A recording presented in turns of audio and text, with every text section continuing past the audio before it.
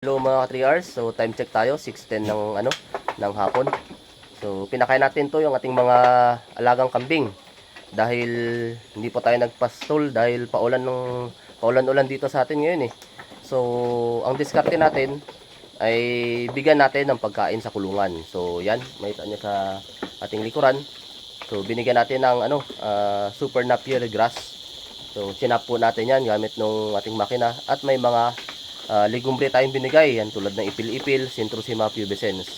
So ang diskarte lang po talaga ay hindi talaga magutuman yung ating mga alagang kambing para hindi magkasakit.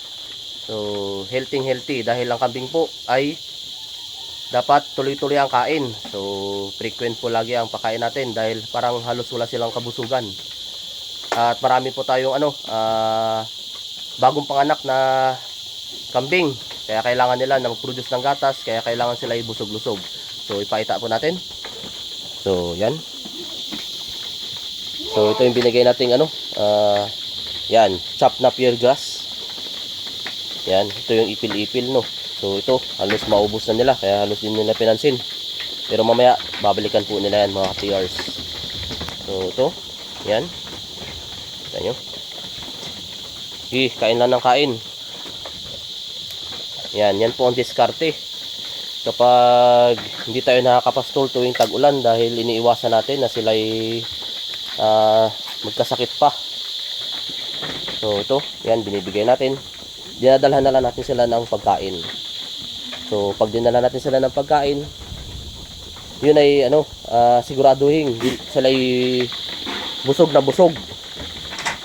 So ito yung iba. So ito po yung halos maubos na nila. Halos maubos na nila yung Centrosema pubescens. So yan po yung bagin na kanilang favorite. So ito yung malalaking dahon na yan, hindi po yan yun. Yan ay lang, pinuluputan ng bagin na to. So ito halos wala ng dahon na natira halos. Yan, ubos na talaga. Yan po, ito yun. Oh, halos wala na talaga, naubos na. So ito po yung dahon ng Centrosema pubescens yan, hindi yun yung malalaki. Ito yung maliliit na to. So yan po yung dahon na yan. Kung bulaklak niya na kulay violet. Yan. Maganda rin ang discarding ito mga ka-3Rs. Kapag ang hindi naubos yung oras nyo sa pastulan no. Yan. Dadala niyo sila ng ng pagkain sa kulungan. Ang investment lang talaga, siyempre kung chop na pier, yan. Kailangan may chopper tayo. Yan. Para hindi madami ang maging sulit ang pagkain nila kasi kapag binitin lang natin yung napier ay madaming nasasayang. So yan. Kailangan lang mag-invest sa chopper. So sa mga ayaw maubos ang oras kakapastol kasi pag nagpastol ka halos buong araw. Ganito ang diskarte. Pwede nyo gawin to. Yan.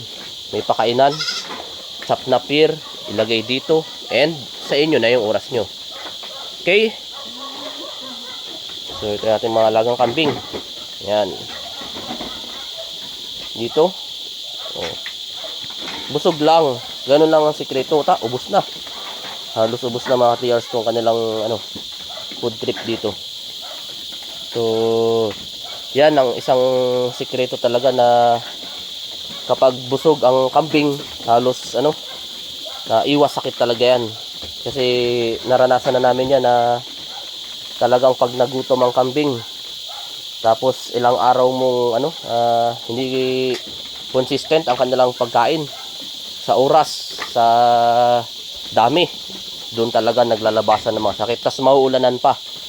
Kaya kapag maulan, dyan talaga naglalabasan ng mga sakit ng kambing mga 3 hours.